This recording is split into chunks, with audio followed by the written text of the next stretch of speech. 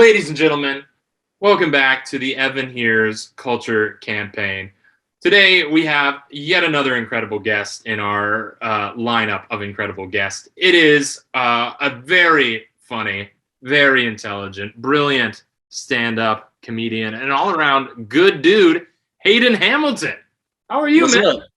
Oh, pretty good. Thanks for having me on, man. I appreciate it. I've listened to a few episodes and I like talking about music, so this is cool. No, absolutely. And I'm excited to have you. And I reached out to you to be the guest on this because you had commented on one of or messaged me about one of the earlier episodes. And you're like, you got to do RTJ4 as an episode. And I was like, oh, well, it's not really on the list we're doing, but Run the Jewels 2 is coming up. And you expressed like, hey, that's a great album. And so it was like, then I got to get you on the show to talk about it. And so here you are, and I'm incredibly excited to have you. One thing I always love knowing on the show is how people became familiar with an artist, how they discovered them. So I'm curious, how did you discover Run the Jewels? Okay, so oddly enough, growing up and most of my life, I mean, you knew me freshman year. I grew up in a pretty closed-minded area. I was the most open-minded person, pretty much, or one of them that I knew. And then I came to Emerson and realized that it was a beautiful journey to watch you on that journey of like. Oh, I'm glad that everybody else enjoyed it. But that ties into Run the Jewels because, all right. So coming in, I had roommates that were listening to different stuff, and I started smoking with them, and just kind of. They would listen to things and I'd be like, all right, what's this? Or they would sample something and I'm like, okay, so this is actually a sample of like Miles Davis or something, like classic jazz or blues, something that my ear would catch. Like there was a classic B.B. King thrown into, it wasn't Kanye, but Kendrick Lamar. Lamar used a lot. And so I was like, oh, what, is this B.B. King's in there? And so I got into that.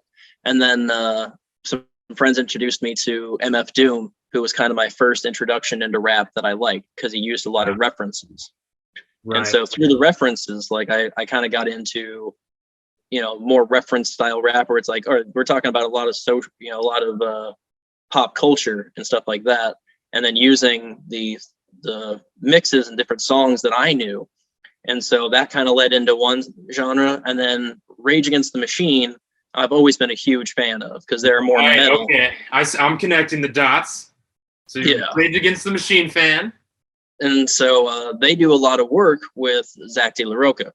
Right. And Zach De La Rocha is, awesome. I have tickets for their show that they just moved to next year already. So it's actually Run the Jewels is opening for Rage Against the Machine. Yeah. And so they moved it already, which is unfortunate, but it's still going to be cool. Anyway, so through those two kind of connecting, I heard Run the Jewels 2, I think it's the third or fourth track on the album with Zach De La Rocha. Close Your Eyes and Count to Fuck, right? Yeah, exactly. It's incredible. I mean, we'll just jump. That track's awesome. It might be the standout, that one or the one before it, I would say, for me. Okay. Yeah, those two, like one right after the other, is just like we can jump into solid tracks. We'll get to that a little bit. So you heard that song, and were you in at that point? Well, it was one of those where it was just like, again, my ear cut is like, is that Zach De La Rocha? And somebody's like, I don't know who you're talking about. And then they looked it up. It's like, yeah, it is. And I was like, oh shit. And then I had another friend who he makes music and he was talking to me about it. And then we started talking about Rage and it just kind of grew from there. So I kind of, when I dive into music, I dive into an album, full what I like. And then, I start at the beginning and then I kind of jump around and then I dive into full albums. I really get into music when I get into music, to see what I like about it or how much of it I like.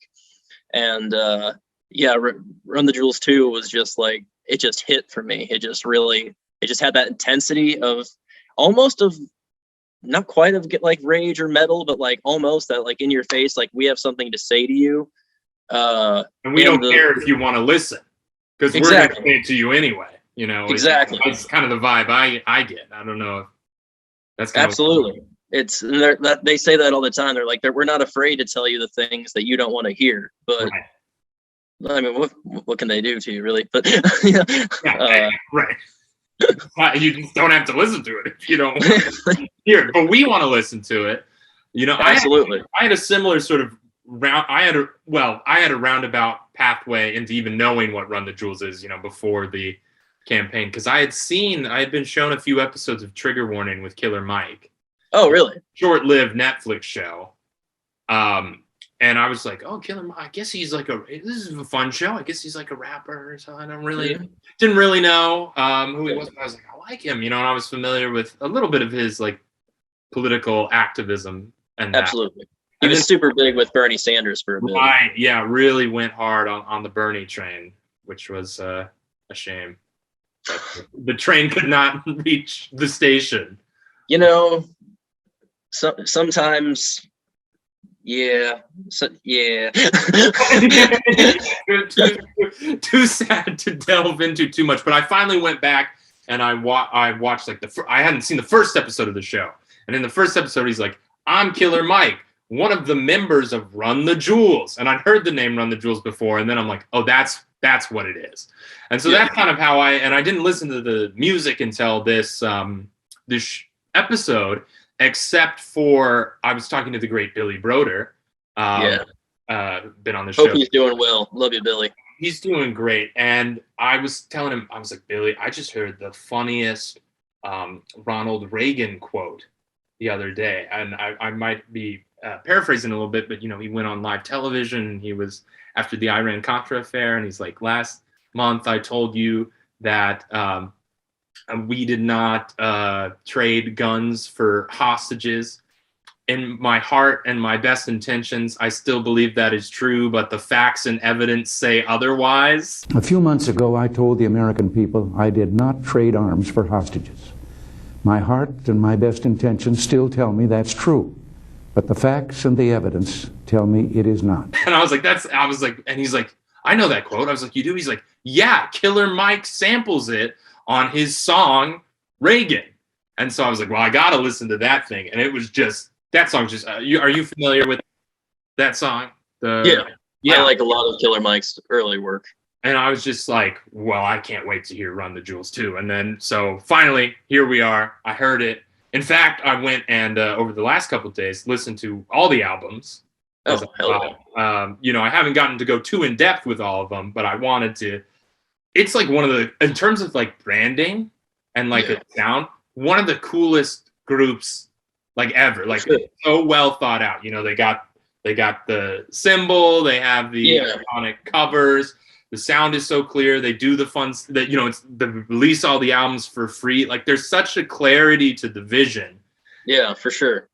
Of all the stuff surrounding the music, which clearly goes into the music, which, I mean, we should probably talk about. I mean, that's what the meat of the show is. So the music. Yeah, I mean, it's how they got their start. I mean, that was actually one of the ways that there's kind of like you hear multiple songs and you're kind of like, oh, this is Run the Jewels. Oh, this is Run the Jewels. And then you hear that enough times that you check it out.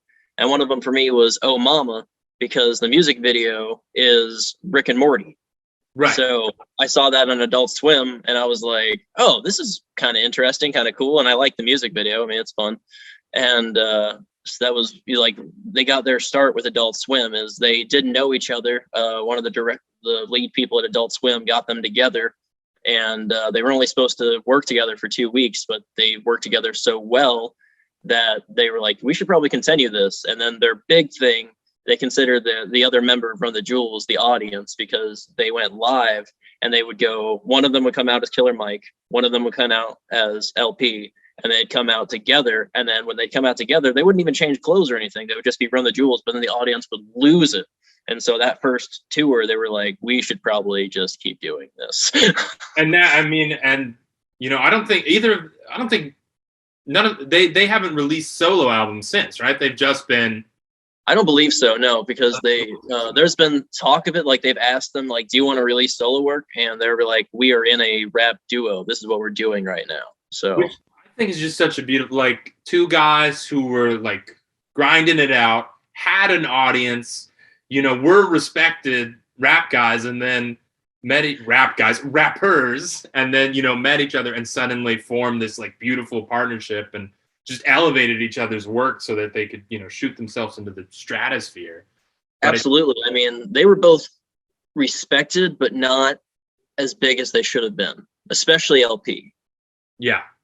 LP, he kind of disappeared for a while. He had some dark times, and then he came back. He put out a verse on somebody else's track. I can't remember what it's called right now. I apologize. But he put out a verse where he breaks down. He skips one, but he breaks down after the second verse. He like counts down 2, 3, 4, 5, and like through his rap, and then like that was such a big hit that people caught back on. So like he had momentum again, but he wasn't as big as he should have been. Killer Mike was building it again. Like he put out Untitled, which was super awesome. I don't know if you've heard Untitled, but I'll have to go back and check it out because I'm in it now. I'm in it. I'm cool, fantastic. What these guys are about. But, and then like I kind of came out like it was a little bit after, but they put out Run the Jewels 4 like right after I was a fan, and it was right after all of that super big controversy of everything. And they put it out. They were already working on it, but they put it out less than 2 weeks after the George Floyd situation. And so just like with all that together, and they were using that as like a platform to make people vote, or like not, but like have people vote. It was just like everything kind of combinated together. And with Adult Swim, which is one of my favorite programs because they allow ridiculousness. Sorry. Yeah. They allow ridiculousness.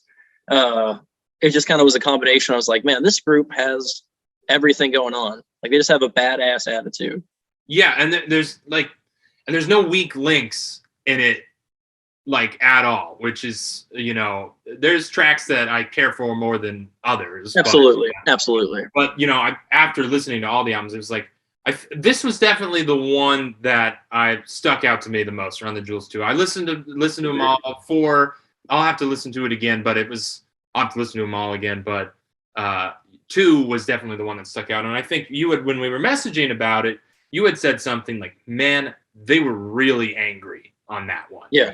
And listening to it again, like with that frame in mind, of the very first thing that is said is Killer Mike going, I'm about to bang this bitch the fuck up. I'm gonna bang this bitch the fuck out. And it's like, yeah, they were angry, and it echoes through on all the tracks. So we start out with so your favorite tracks. You were saying it was what were you saying your favorite track? Probably because it has Zach De La Rocha. I mean, I'm pretty biased towards Close Your Eyes and Count to Fuck. Right, and just the fact that they're using him at like to build the beat of the Run the Jewels fast, run the Jewels fast, run. There's no reason that it should work. No. Like, why is just him saying that so cool? I mean, that would be enough. And the fact that he has a verse is like shoots it into the stratosphere. Because like nobody says things like Zach. Like nobody has that aggression like Zach De La Rocha. Like there's another band, Audio Slave. I don't know if you're familiar at all. I've heard of them.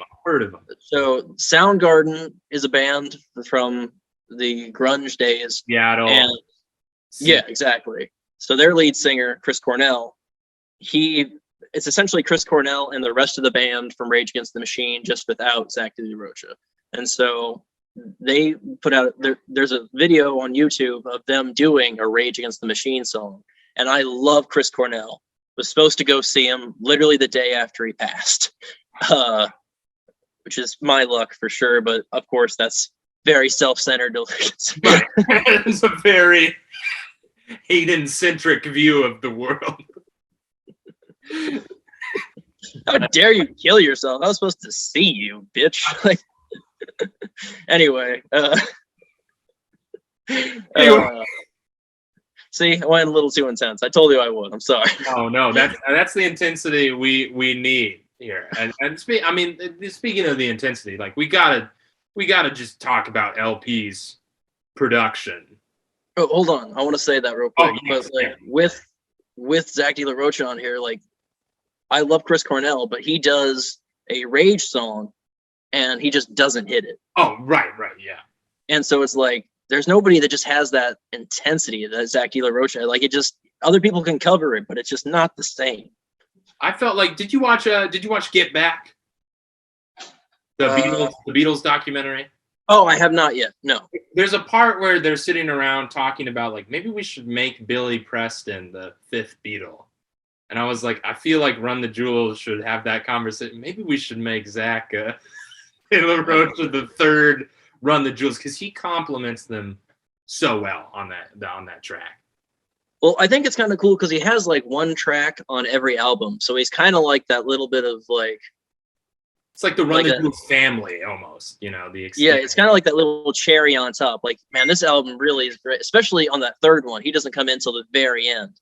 So it's like, man, this album's, you know, okay. And then he comes in and you're like, very, very nice Zach De La Rocha at the end. Yeah, LP, I mean, it's like, I feel, I mean, the level of intensity he is able to produce in those beats, like that he injects into them. And the fact that intensity, this album, it's like 38 minutes or something like that. I was like, it's intense the whole way through, but it never gets like, you're like, come on, pull back, because this is too much. And I thought, I was thinking 38 minutes, like that's about as long as you can kind of sustain that intensity. And then I listened to Run the Jewels 3, which is like an hour. And I was like, no, never mind. He's so good. You know, it can go on as long as possible. And all the beats are just, I mean, they're fantastic. And I don't know if you would agree. I think Killer Mike is probably, of the two, he's probably the better rapper. In my opinion, he's the best in the game at the moment. Okay, you think he's the best rapper in the game at the moment? Personally, I think so. Just like his point of view on rap and just, I don't know, just some like the way that he hits those rhyme schemes, like my fist in your face is fucking Folgers. Like top of the morning, my fist in your face is fucking Folgers. Like that is a badass line. Yeah, and it's interesting, like he has a very clear, and he talks about this in one of the tracks, like very clear diction too, which you don't like. You can really make out what he's saying, which, you know, isn't the case with all, you know, sometimes that's a stylistic thing, sometimes it's not, but it's like, I like that for this because his writing is very dense. You know, there's a lot that he's trying to get across in this album. I mean, you know, the themes are, you know, we've got police violence, of course, coming up on this album. You know, I'd say, you know, racism, of course, and like classism, I think is like his, like one of those social standing in general. Yeah, social standing in general. I think the line that like really summed this album up for me is on Lie, Cheat, Steal.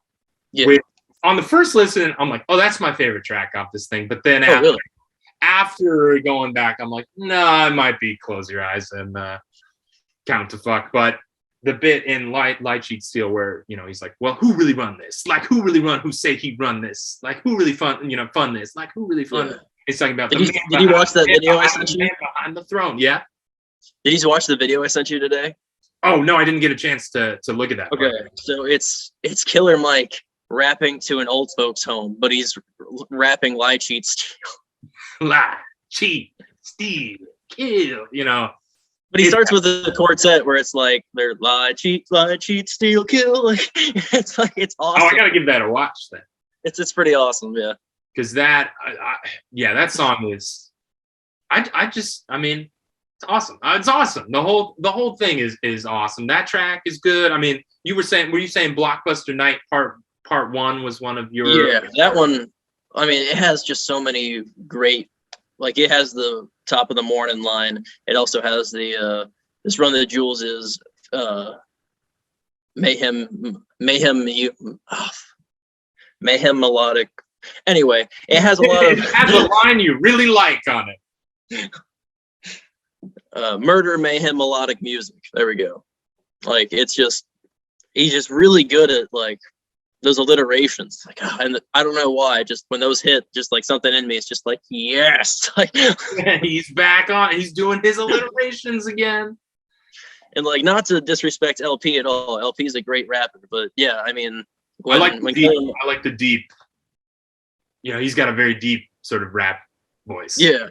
It took me a little bit to respect LP more. Like at first listens, like Killer Mike definitely stands out. And then you find out like more that like LP does the beats, and then you find out like more where he comes from in his rap, and then you kind of respect his rap more, like where he grew up and why he puts what he does. Like he talks about like why he puts so much sound into his beats is because he grew up on the streets of New York and there's so much sound going on. He likes dense sound like in his ears. So that's kind of an interesting take. They also talk about you were talking about the fist and the gun thing. Like they didn't expect that to blow up as much as it did. And then when it did on the third album, if you notice on the cover, they take away the chain because that's when they really realized how big of a thing it was. And they're like, well, we've broken the chain. Like now we're beyond that. And the evolution of that album art is great too. Of like the first one, it's like zombie hands. And then on the instrumentals of that, it's bones. And then on this one, it's like mummy hands. And then on the Meow the Jewels, which I'm glad you know about that one. I was going to ask if you knew about that one. Cat paws. And then 3's like it's like gold, but like kind of fairly articulated. Like, and then the 4th one is like very simplistic. Like the 4th one is so simplistic but hard. And I realized it was hard because last year I made my pumpkins. I took 2 pumpkins for Halloween and carved them into a fist and a gun, but from that album. And it was way harder than I thought it would be. Yeah, it's such a good.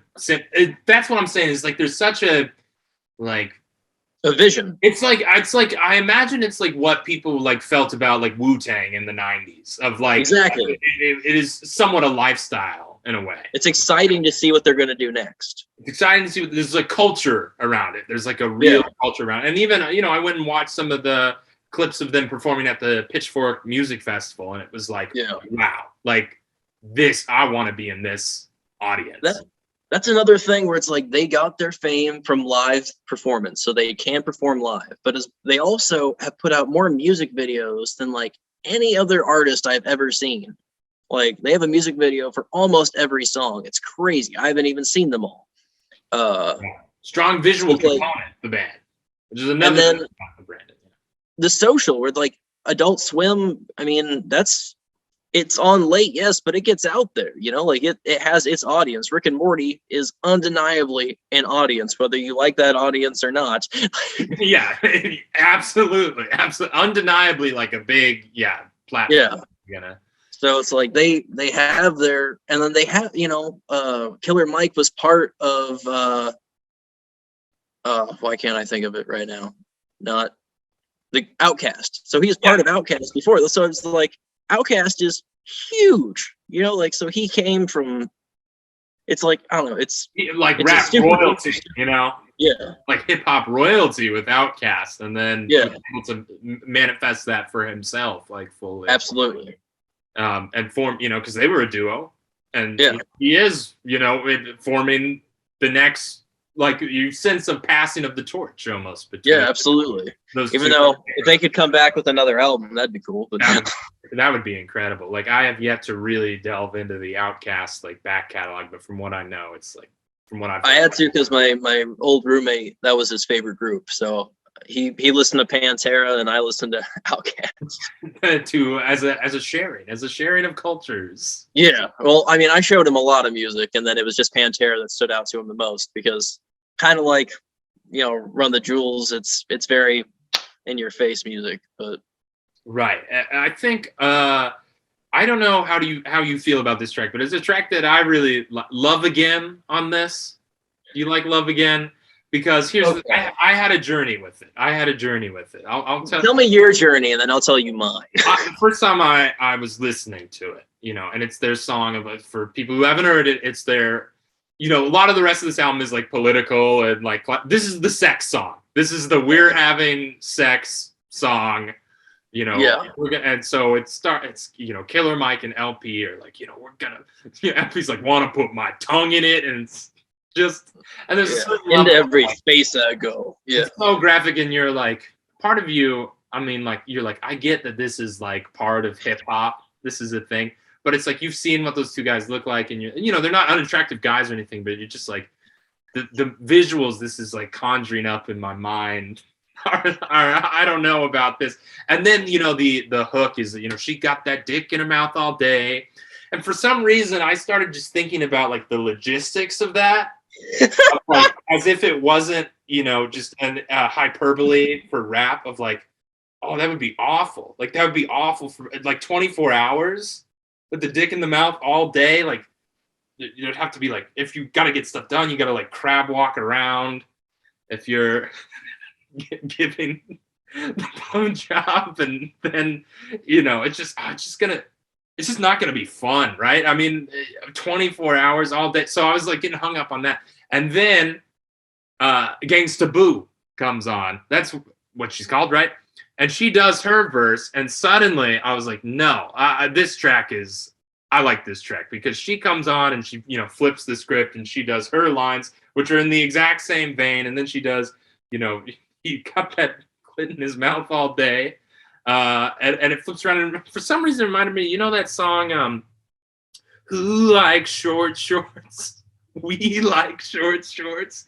That classic song that Bob Gaudio wrote. I can't remember who performs it, but it's like that men and women call and response thing, and it's like, and that kind of won me over. And then listening to it back again, I was like, yeah, this is just a fun, knowing that that's gonna like be there to like balance everything out and like equal the playing field there. I was like, no, I love this. And then watching the like live performance of that, once again, the audience is just, they're going crazy. And it's that song. But you have a journey as well, I sense. It originally made me very uncomfortable. Yeah, I mean, same thing is what I'm saying. Is that first? It's like at first I was like, this feels very misogynistic, like out front. Like I'm like, I don't know if I should be enjoying this. And then she hits it, and then it's just like, now I'm uncomfortable in another way. Oh. And for a long time, I just skipped that song. It's like, I don't need to feel weird about just myself in general. But the more I've listened to that album, like, you're cooking or whatever, you can't skip it. Your hands are covered in chicken or water or whatever. And so you listen to it, you're like, okay, it's actually pretty good. And so especially her lines, she definitely kills the song. She definitely makes it the best. There's still one line in the song that bothers me deeply. But everything else about it is just really good. What is the line that bothers you deeply? Okay, so she's like, I love to ride his face front to back, ripping ass. I'm just like, okay, well, that's just not nice. Sure, yeah, as a deliberate. You ask him to stick your tongue up in your ass. Better show me who you're fucking with. Okay, that fine. Do whatever you're into. I don't give a fuck. Yeah. But it's that one line of ripping at. Why put no? That's so impolite. Right. Yeah. Yes. Yeah. I missed that one. I haven't done a forensic analysis of the lyrics. Okay, I have to insert a quick little bit of editorial here, because as I was going through the footage, rewatching this back, I was like, I'm sure I would have remembered that line if she said she was ripping ass.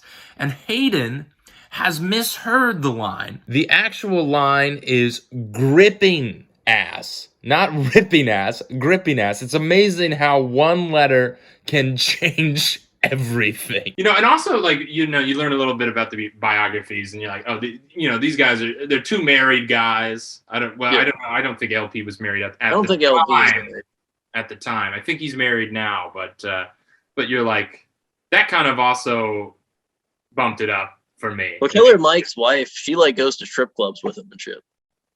Yeah, interesting relationship there. So this song, controversial. We have, different feelings about it. It seems where it's a good song. It just takes a second.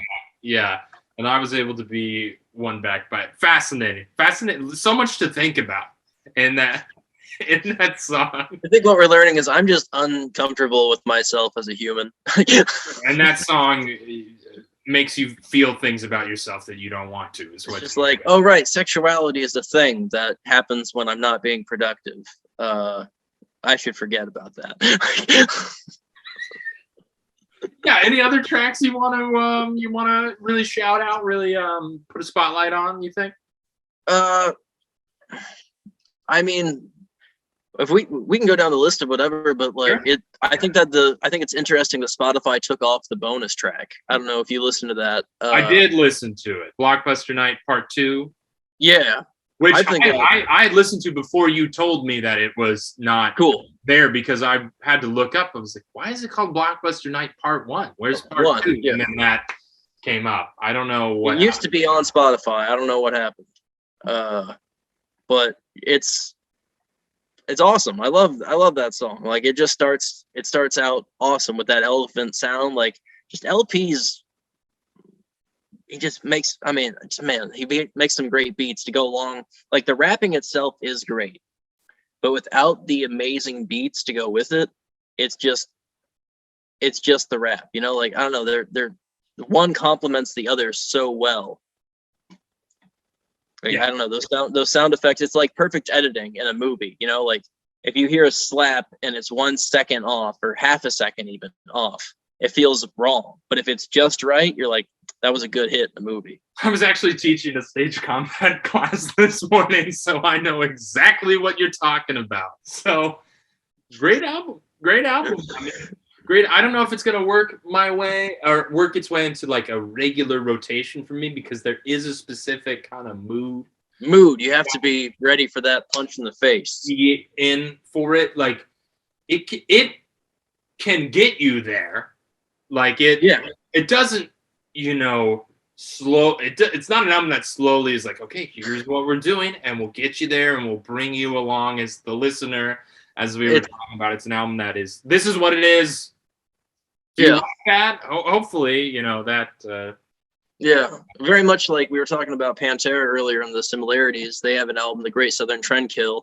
As soon as it opens up, it's just aggression, and it's just like it reminds me of that, where it's like, okay, buckle up, here we are. Like, yeah, but buckle up is the perfect, idiom that they say. I don't know about how much pop culture you've heard them in, but like they've been crazy in pop culture. Like we were talking about their Adult Swim tie-ins, but their music is in Invincible. They had a track on Black Panther trailer. Hmm? They had a track on the Black Panther trailer, right? I believe so. Yeah. Black Panther had a crazy soundtrack. Right. They had LP did the soundtrack. I haven't seen the movie yet, but for Capone on Amazon, which is about him when he's older and his brain's deteriorating. Cyberpunk. They have the cyberpunk Stuff. Yeah, exactly. That. So I mean, that's huge in itself, even though that was kind of a disappointment overall. But you know. Yeah, but they, you know, they got something good out of it. They got exactly a nice little track. There was one thing that was interesting, which I had read, was that LP at one point was going to make a track for a trailer of Blade Runner 2049, I think it was. And oh, really? I didn't hear that. He sent something in, and they were like, no. Because apparently he's a big Philip K. Dick fan. I mean, even Zach de La Rocha comes in on Close Your Eyes and Count to Fuck, and he does a little bit, some Philip K. Dick references. So maybe it's just a group. They all love Philip K. Dick. I don't know. But that would have been interesting to hear him on the Blade Runner 2049 soundtrack. I mean, that was kind of the return of Hans Zimmer for me, of like, oh yeah, Hans Zimmer is good. He is a good, he knows it, because I had fallen out of love with him after all the Nolan and then the like Snyder-y Hans Zimmer stuff, and I was like, I'm out on him. And then Blade Runner 2049 won me back. But if LP had done the soundtrack for Blade Runner 2049, it would have been wild. When I found that out, I literally found that out earlier this week, because I was just, you know, trying to catch up on stuff for the podcast, because, you know, like you said, it's a mood you have to be in. So it's been a little bit since I've jammed Run the Jewels, so I'm just like, all right, let me get back into it. And there was something that I heard where it was when he did the Capone thing, I was like, oh, well, Capone's been on my list anyway. My brother told me it was good. Now it's moving up. Like, we'll watch it within the next 2 weeks for sure. Most people would say within the next week, but I'm You slow give yourself watching. a generous window to. There's a thing at night. I fall asleep. I look at the Netflix list and I'm like, oh, these are all movies that would require me to be awake for them to be watched. Too long. I gotta say, I feel like we've really expressed all the things that we love. Yeah, I'm sorry. I went a little bit too. No. Well, we're still. I want to say before we close, two really nerdy up things, which because they're sort of irrelevant to everyone except me, who looks at all these things. One, this was really weird. So this whole thing is based on a Pitchfork list, the F and Here's Culture campaign. Yeah. Right? And I just find myself staring at their list all the time, despite having heard, a very minimal amount of the things on them, because, I'm slowly building this repertoire of music that I enjoy through this thing. And so it's awesome, by the way. Like, it's super cool because, like, it ties you into not just people, but, like, other culture. Like, it's a great undertaking that you're doing.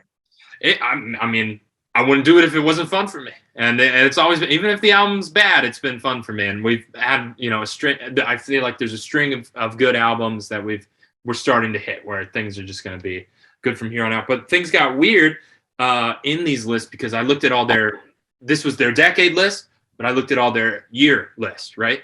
Mm-hmm.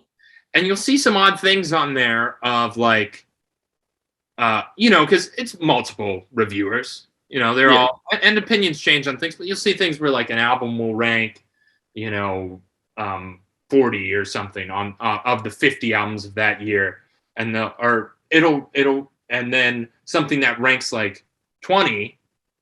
When you look at the year-end list, the 20 has moved farther back and the 40 has moved ahead. Yeah, but I don't know if I've seen anything as dramatic as Run the Jewels 2 was their album of the year, number one album of the year of 2014. Number one album. On this, it won crazy awards. The episode we're at, this is 131 on a list of 200. We're going to 1. Yeah. This has been moved so far back from the year thing. It is and I went and looked, of all the number one albums of the years, it is the one that moved the farthest back. The next closest being Mitski's Be the Cowboy, is 64 on the list, but Run the Jewels is 1, 2. Just a nerdy observation that Pitchfork does weird stuff like that all the time. I would equivalent that to 2 things. One, you said that's a very mood album. Right. So you have to be in that mood. It's not just like I can throw this on any day.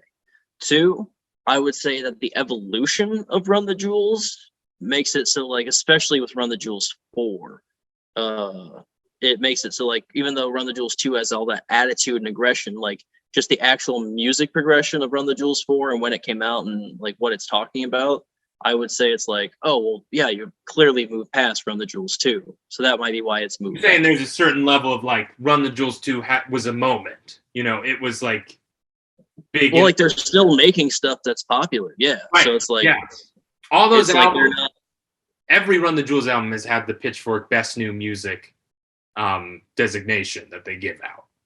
For albums that they admire, which once again is like, I don't even, I haven't heard most of this music. I don't even actively read the website, but yet I've internalized all these facts and they're things that only I care about all these lists, Hayden. It's driving me crazy. And the other nerdy thing I want to point out, which I think you will appreciate, is there was a Twitter thread a few months ago by this guy, Jackson Lanzig, I think was his name. And this thing should have had like way more views than it had because it was fascinating. He got obsessed with the posters for Coachella. You know how that the font sizes taper down, so you have the headliners in the biggest font, and then there's like 5 fonts below that, and they get smaller and smaller. He started wondering out of all the Coachellas, like, who was the king of Coachella based on font size so he created like an algorithm of different scores based on what font you were, and then put in factors that counted, gave you points based on if you jumped up. It, like how high, if you jumped up 1 year, you were a 5 and you like jumped up to a 2 or something like that of the font sizes. And then he also added in like a variable for like sustainability of like how many length of years that of time has passed and you've been able to maintain like a certain level of font. Okay. Like returning X. Yeah, I'm sure there was some problems in the methodology and all that, but I just found it really interesting. And he, by his system of the top 10, number 10, if you count LP and Run the Jewels, times LP has been on and times Run the Jewels has been on, he was the number 10 person of himself. Interesting. Because he was sort of in that like slightly lower tier. Then Run the Jewels popped him way up. And he's been there like 6 times. So he has that sustainability factor going. So I would recommend that thread to people. I'll probably put up a screenshot of it or something. That's kind of interesting, yeah. If I just found it really interesting. It's stuff that, once again, only I think you would find it interesting too. I'll send it to you. It is interesting. I mean, because it's kind of like what I was saying earlier, where it's like, for some reason, just Run the Jewels connects, because they would come out as LP and Killer Mike when they're both respected. And then they'd come out as Run the Jewels right after, and people would go crazy. And it's just like, the difference is just there's some kind of chemistry. There's some kind of energy they have rapping, with or against or whatever they are.